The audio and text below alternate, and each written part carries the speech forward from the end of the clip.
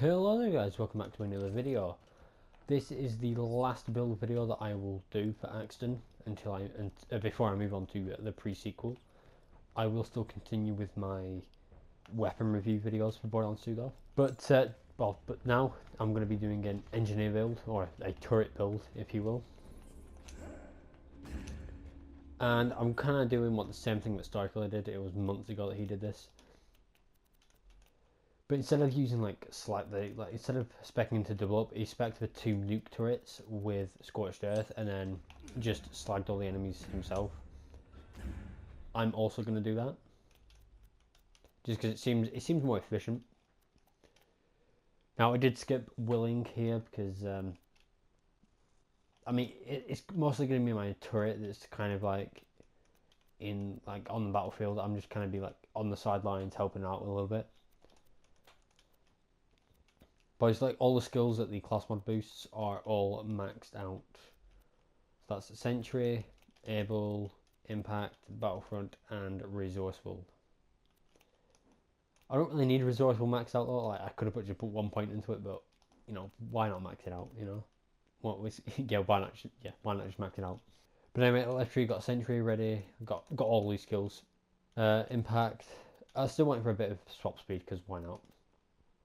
I still got Metal Storm because if I'm going to be helping my turrets, I still want to have good DPS.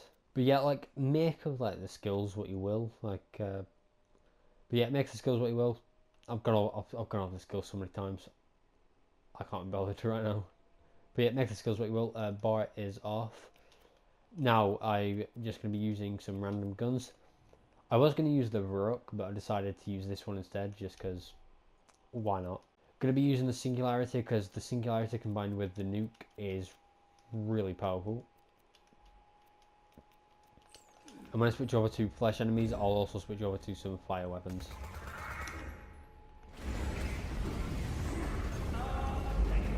Actually, I was about to pick up the turret, but there's no point. Hold on.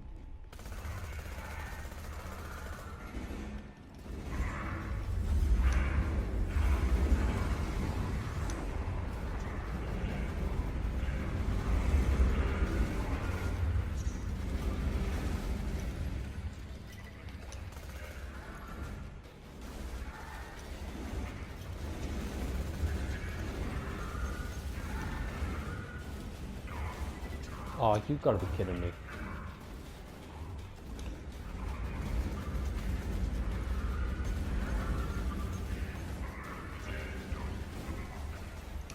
Another one.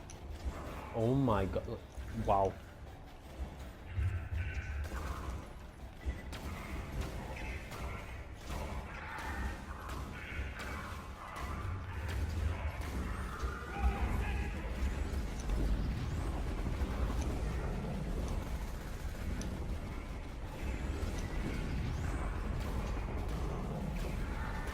I hate bullworms.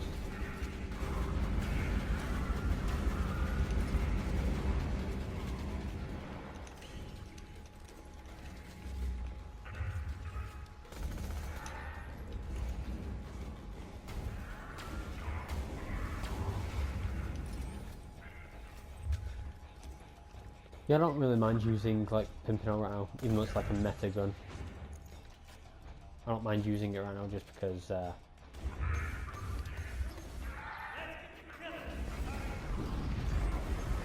it's gonna be if it's gonna be the turrets doing most of the work. I figured I can get away with some of the meta options. Shouldn't have thrown that in yet. Now I slag him up and then throw them in.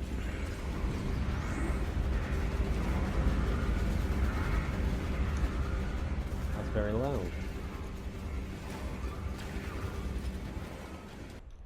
We'll say the action skill is coming back really fast.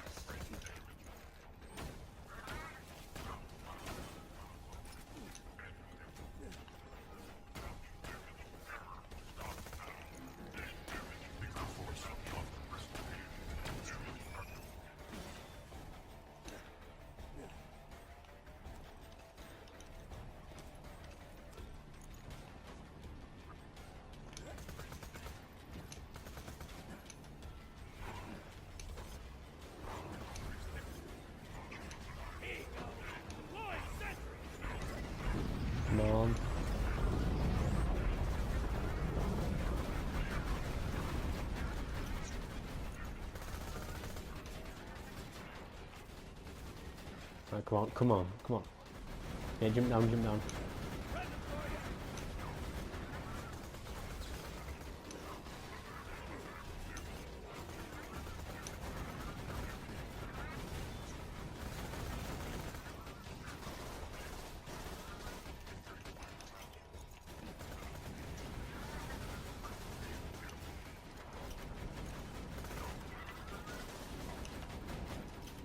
Right, turrets are gone.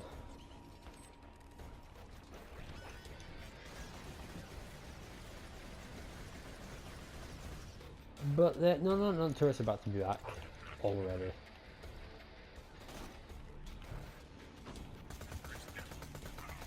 Wanna meet my girlfriend?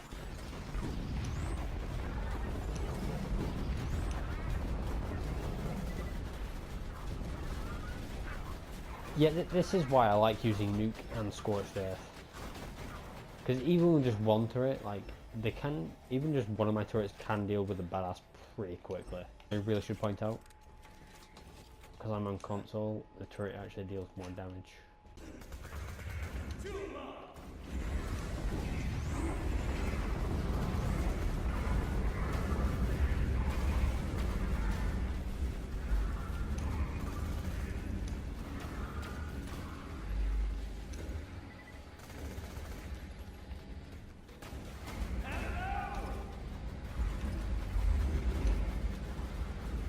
Come on.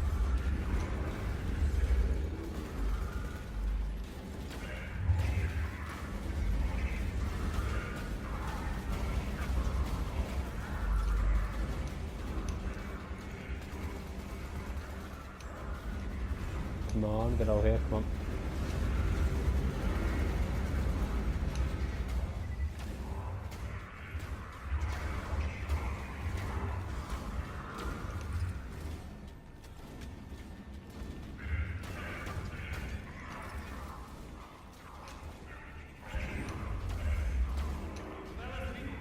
Throw the nuke down.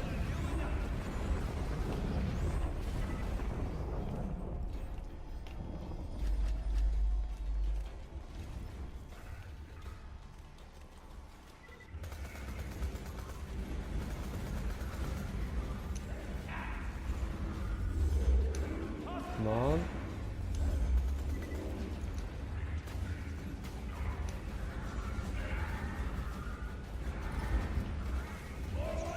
Yeah, the turrets are just really good, even on OP10. I will link Star Killer's like turret build that he did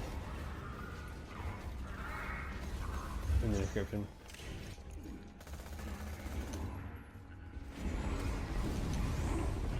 Not been that.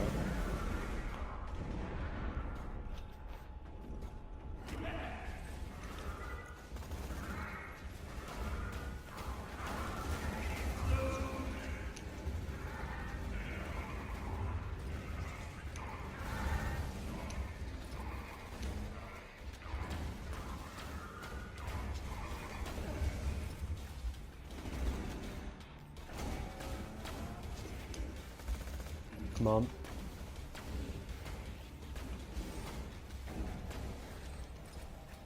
Yeah, I will say that I'm not actually that big of a fan of the Pimpernel because it can do a lot of damage, but its damage is inconsistent.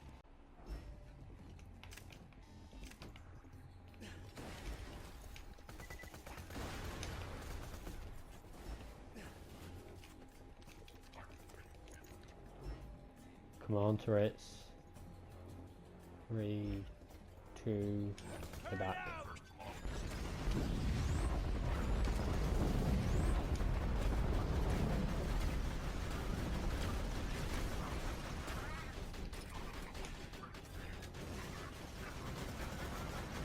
I will say, like, I do wish, like, the explosive relic could boost the damage of Scorched Earth. That would be pretty cool. Right, I'm about to just show this against Wilhelm. Probably should have waited a bit longer.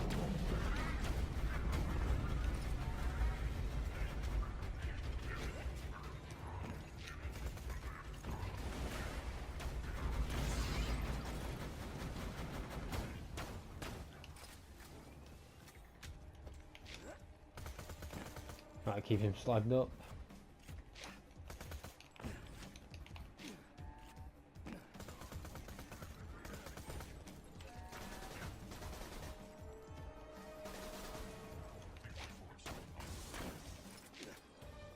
Right, come on. It's killing time.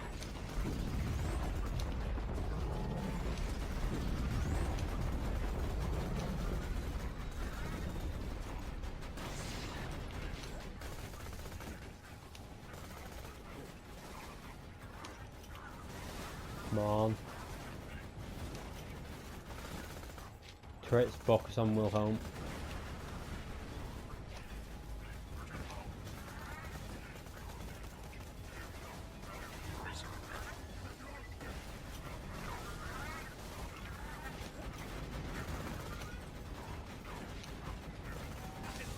There we go. I've never noticed this music in the background when fighting Wilhelm. It's actually really cool. But I'm just gonna go to I'm just gonna go fight another boss now.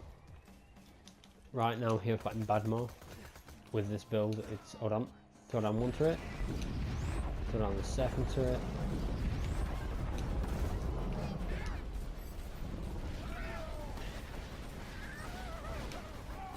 Oh, I love the Logan's gun. That's actually, hold on, that's actually the quickest I've ever killed him without damage glitches. But yeah, wow, on to the next boss, I guess. Wow. Right, for the start of this fight, what I decided to do was, I grenade jumped up onto this ledge here, because it's a cheese spot for the Pete fight. It's not really, it really wasn't even needed for this. Also, I did not stay in the cheese spot for the entire fight. I did eventually get my boots on the ground, and it was more fun. It was more fun that way because it meant I actually had something to do while my turrets were on cooldown because I had to run away from Pete and make sure I didn't get hit. But yeah, if this fight, literally all I was doing was slagging Pete and then just letting my turrets do all of the actual damage. And it took about 35 minutes to do. Obviously, like most of this fight is sped up in the footage. But yeah, this was fun though. Like this was actually really fun, and I'm not even good at raid bossing. But after doing this fight, I might actually start doing raid boss content for Axton. But obviously, I'm also going to be doing the builds and weapon reviews in the pre-sequel as well. So, though the weapon reviews for the pre-sequel won't happen like straight away. I'll do some builds first, then do the weapon reviews. At least until, well, unless I end up finishing all the weapon reviews in Borderlands 2 that I want to do. But yeah, after this fight, I'm definitely going to redo it. That way I can do like a fully legit kill. Because this was actually really fun, and I was not expecting it to be fun. Also, I'll put some music in the background of this fight, just from random maps in the game. Like the one in the background right now, it's from Digistruct Peak. Honestly, I like the Peak music, but I don't like Digistruct Peak itself. But the music is really good though. I think the rest of the music is like combat music from different maps though. I know one of them is from Magnus Lighthouse in the Scarlet DLC. And it's that that one is really good. I don't know why I was looking at the turret then. Also, something about the turrets, actually, they can actually tank Pyro Pete's like Novas a lot better than the player for some reason. No idea why. Also, the turret does deal more damage on console than on PC. So this fight taking 35 minutes from me might take, well probably, most likely take longer on PC. But it probably can still be done though. Yeah, like when I'm fighting Pyro Pete myself, like it's not my turrets, when it's just me fighting him and I'm just using my turrets for support, I never spec Scorched Earth. So that I can actually see when he's about to do his Novas, because I can't just rely on sound all the time.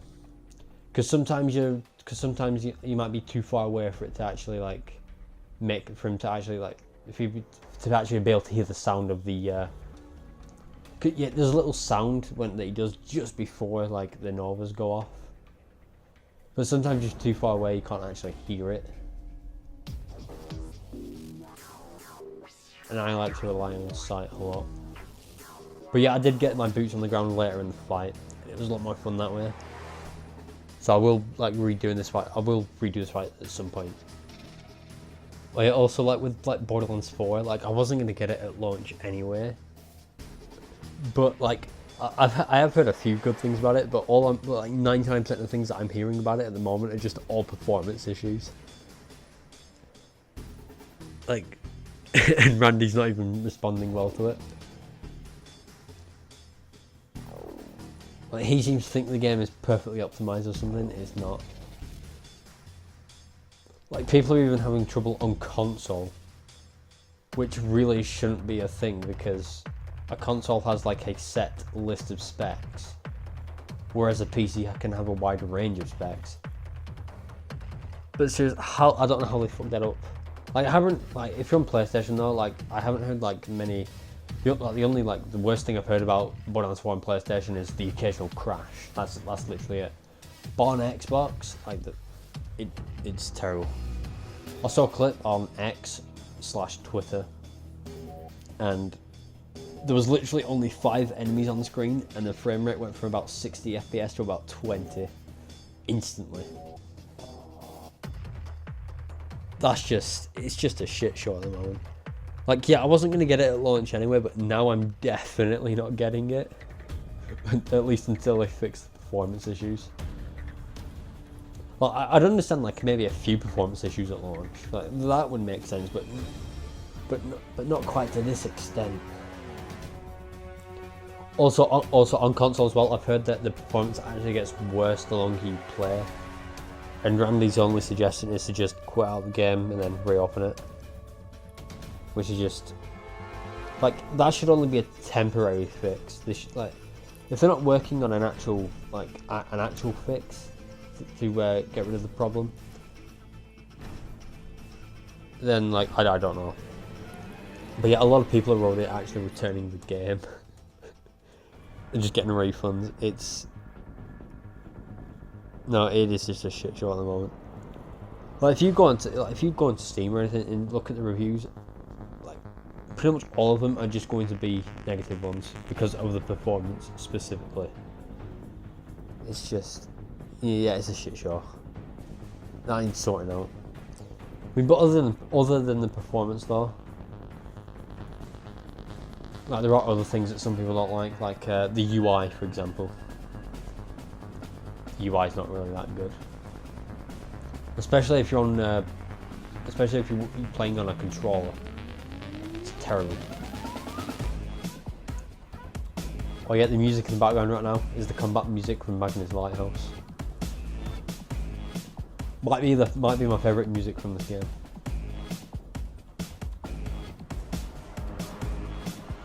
So good.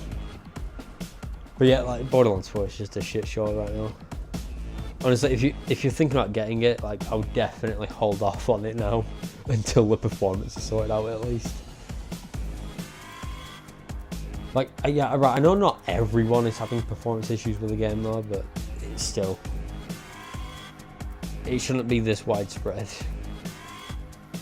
Like some people, like a lot of people have like high-end GPUs and like they're still having to use like all the frame gen stuff just to make the game playable. Like it should just not be needed for high-end graphics cards. Like you might, like maybe a little bit for like mid-range graphics card, then maybe a lot for the lower end ones, but for the high end ones it just shouldn't be needed at all. It's just like some people it is like Borderlands 4 is an Unreal Engine 5 game. I've heard that UE5 games run better on console, but no, I think but the performance issues of Borderlands 4 is definitely not because it's UE5. It's definitely just because it's just definitely just because it was not being optimized properly. it's wow. Well, I know Borderlands 3 had some performance issues, but it wasn't quite this bad. Like, they really had to fix those performance issues. I think the player count of Borderlands 4 is going to go down quite dramatically in the next few days. At least as of recording this. Maybe in the next few weeks it's going to go down. I also like Borderlands 4 Endgame. Like, a lot of people are saying it's bad. Here's the thing though. Like as of recording this, the game has literally just released. You got to give it time. You can't just expect the endgame to be like good straight off the bat. You got to give it a little time. I think it was around here that I decided, fuck it, I'd get my boots on the ground. Can't remember. But honestly, like, the health bar, I know his health bar is definitely bigger than his shield bar. Because the health bar was most of the fight. Which is weird because the shield, because shields in this game actually have an 20% damage reduction to explosive damage, and the turret's nuke and scorched earth deal explosive damage. So it's weird that it actually got the shield down quicker. Oh yeah, you see how he got stuck on that top ledge there? What you have to do is, if you can, you got to move far enough to the side so that he jumps down. Or sometimes you have to run to the other side of the arena to get him to jump down. But yeah, the second time that happened though, yeah, I did actually have to run to the other side of the arena. I think that's when I decided, fuck it, just stay on the ground, because it was just a lot easier at that point.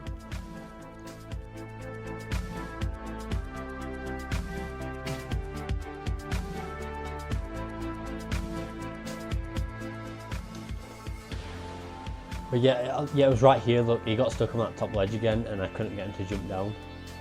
So the only option I actually had was to just get off the ledge and just run. Get my boots on the ground, I had to get him to jump. Oh no, I did go back up, hold on. Okay, right. But I know it's, I think it was here, I decided, fuck it, boots on the ground. I had to get down here anyway to stop him getting stuck on that ledge, because I don't like it when he gets stuck up there.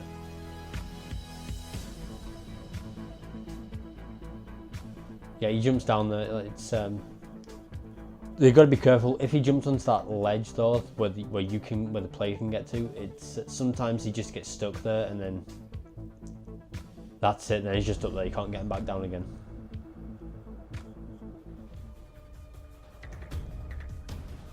But yeah, this fight got a lot more fun once I had my boots on the ground though.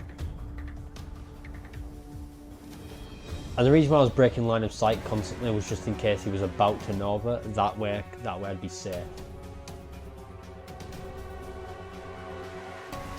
Well, there were a couple of times where I thought my line of sight wasn't actually broken, and yet I still didn't get like hit by the dots. Also, yeah, for this fight, I forgot to show my bar for this fight, but nothing in the bar stats actually affects the turret damage, so irrelevant anyway. But yeah, next time I do this, when I redo this fight for a legit kill, I'll actually show my bar. I'll remember to show it. Also for this, I am just using the antagonist, though a shield with an immunity would be a lot better. Like literally any shield, as long as it's got immunity, it will be better. Like, I do think I actually have a turtle shield with burn immunity, which would be good for this. I mean, it would reduce my health a little bit, but oh, I got hit by the dot again.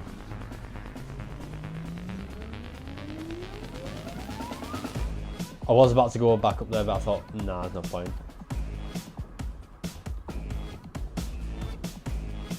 Oh yeah, also, if you don't know, those enemies that come out of the valve, the one that I've been opening was for the Spider-Man specifically, because I knew they were easy, like, to kill. Because the other one has rats in them, and you don't want that one. So you always want to pull the valve at pipe 1. Also, the level of the enemies actually increases the more times you open the pipe as well. So you've got to keep that one in mind.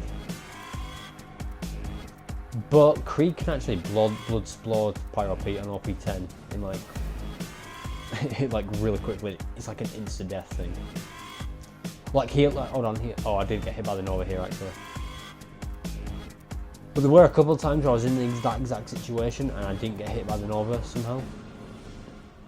I'll say, no, actually not. You always get hit by the Nova if you're close enough to him. What I mean is I didn't get hit by the dot damage from the Nova. There is also another tip I have for this fight.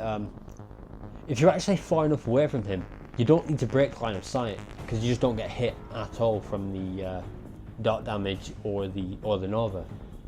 But that basically does require you to be on the exact opposite end of the arena to him though.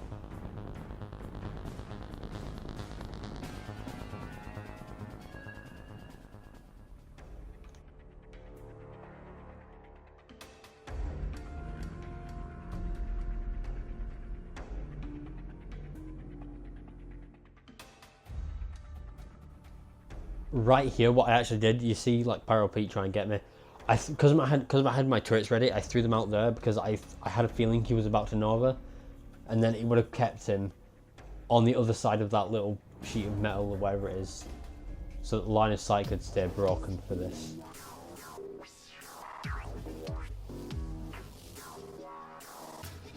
Yeah, the line of sight was only just broken there, like only just. I was lucky.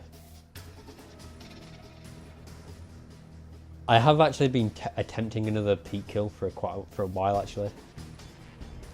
I've been attempting a melee kill. A melee kill on OP10 Pete with Axton. Yeah, it's not going super well so far. Because like the biggest thing that I keep forgetting to do, and it's the only thing it's the only thing that's stopping me from actually being able to do it. I keep forgetting to switch my shield to a different immunity.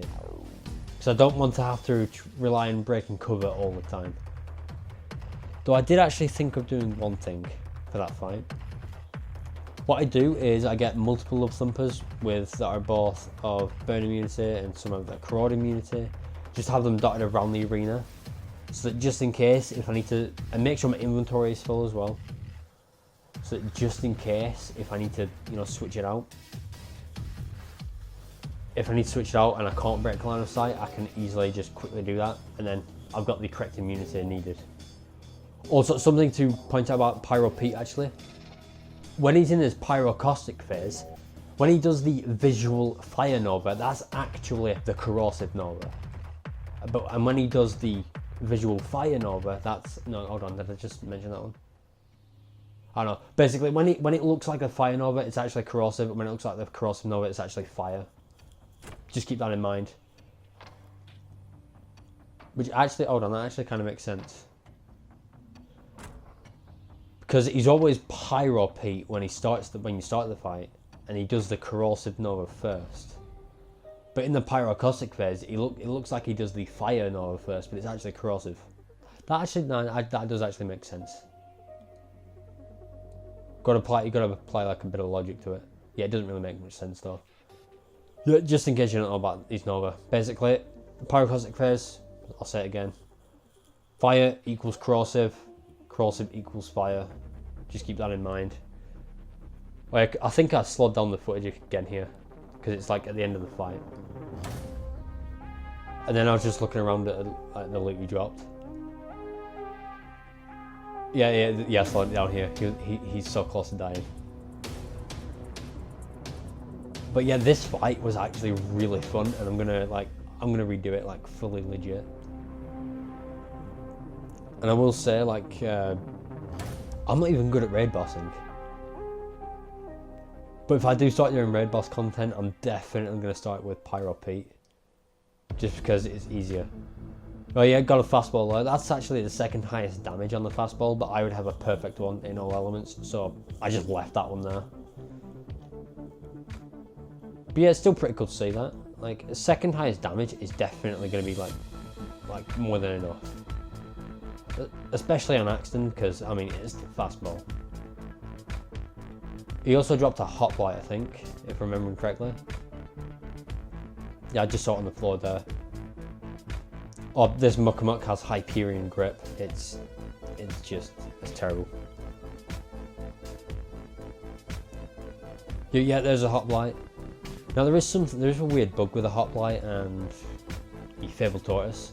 It doesn't actually show the battery on the bottom of the shield. It shows it on the side where the body of the shield is. So this hoplite that I have here, it could be double Torg, because that's a bandit capacitor on the top, but it could be double Torg or it could be Torg TDOR. I don't know. Because like the recharge delay and rate is definitely seems a bit higher than what a double Torg bandit would be. Especially that delay actually. So I don't know. It's a weird bug with the shield.